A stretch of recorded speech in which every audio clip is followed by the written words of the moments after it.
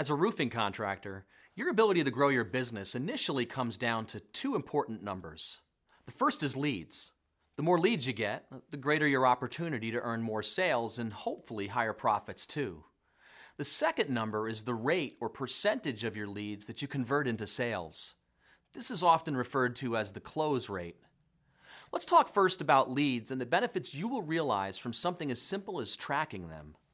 The first thing we'll want to track is the number of calls we receive and the percentage of those calls that actually result in you making a sales call. I'll refer to this as the lead rate. So let's say, for example, you receive 1,000 calls per year, and as a result of those calls, you wind up making 950 sales calls. If you divide 950 by 1,000, you get 0.95, which is converted to 95%. Now this tells me that 95% of the calls I receive will result in a sales call. The next number we're going to want to track is our close rate. This is the percentage of sales calls that result in a signed contract. Using the above example, if I go on 950 sales calls and 342 of them result in a contract, I would take 342 and divide it by 950 to get 0.36, which tells me that 36% of my sales calls result in a signed contract. Now let's take a quick moment to discuss the close rate you came up with. This is important because if you ran your numbers and found that your closing rate is at a rate of 25 to 35%, then you're doing okay. If you find, however, that your rate is much higher, say around 60%, well, you'd be well advised to raise your price a bit. I say this because setting your price is a little like setting a screw. A little resistance is a very good sign. On the other hand, if you find that your close rate is lower than 20%, you should do something to improve your selling skills because you're probably leaving too many sales opportunities on the table. So now that we know our lead and close rate, we can anticipate, based on the number of calls we receive, how many of those calls will likely result in a signed contract. If we receive 100 calls, we use the lead rate and close rate to tell us that we'll likely make 95 sales calls and close 34 of them. This is an excellent way for you to use your incoming leads to help you project future sales. For example, what if we also calculated our average contract amount? If we ran 500 projects last year for a total of $4 million in sales, we could take the $4 million and divide it by 500 to determine that our average contract was $8,000. Now we take the $8,000 and multiply it times the projected 34 contracts, and we learn that for every 100 calls we receive, it will likely result in $272,000 in sales. This is fun, isn't it? Another number you'll want to know is your average lead cost.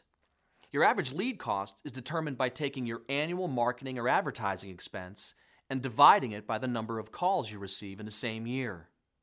For example, if your advertising expense is $90,000, and with that you generate 1,400 calls, you would divide 90,000 by 1,400 to tell you that your average lead costs approximately $65. All of this information is valuable not only for helping you project your sales, it can also be a valuable budgeting tool as well. With this information, you'll be better able to determine, based on your sales goals, how much money you'll need to spend on marketing and advertising. We do this by starting with our sales goals and then working the numbers backwards. Let's say, for example, that I want to grow my $4 million business 25% to reach the $5 million level. I start by taking my $5 million goal and divide it by my $8,000 average contract amount, which tells me that I'll need to secure 625 contracts in order to hit that goal.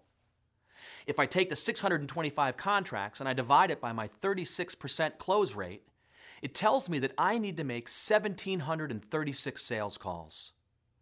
I divide 1,736 by my 95% lead rate, which tells me that I'll need to generate 1,827 telephone calls to hit my sales goals. 1,827 telephone calls multiplied times my $65 average lead cost tells me that I'll need to spend $118,755 in advertising to achieve those results. A few more things to consider. Number one, if it was me, I would use the same methodology to determine my average net profit and work backwards to ensure that I'm working towards my profit goal for the year. Number 2, hitting your sales goals and profit goals is not simply a function of increasing your advertising expense. It's about making sure you increase your expense in the types of advertising that generates the most profitable sales opportunities. Smart contractors will track their various lead sources and identify the close rates and average profits of the different sources as well. They may learn that leads resulting from referrals close at a significantly higher rate than leads that come from the yellow pages, for example. Or they might find that their website leads have a 20% higher profit than those that come from the Better Business Bureau.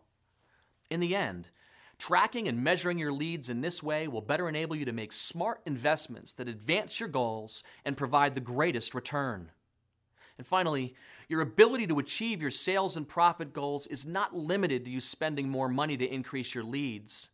Improving your selling skills to make an even small increase in your close rates will have a huge impact on your results.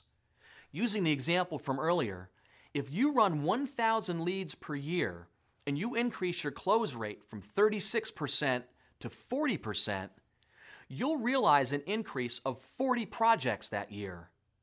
Multiplied times the average contract amount of $8,000, you'll grow your business $320,000. As I said in the beginning of this video, a roofing contractor's ability to grow their business initially comes down to 2 important numbers. The first is leads, and the second is the percentage of those leads that are successfully converted to sales. It's my very strong recommendation that you execute a process that enables you to get an improved understanding of what it's going to take for you to achieve the sales and profit goals. If you want some help doing this, please feel free to contact us.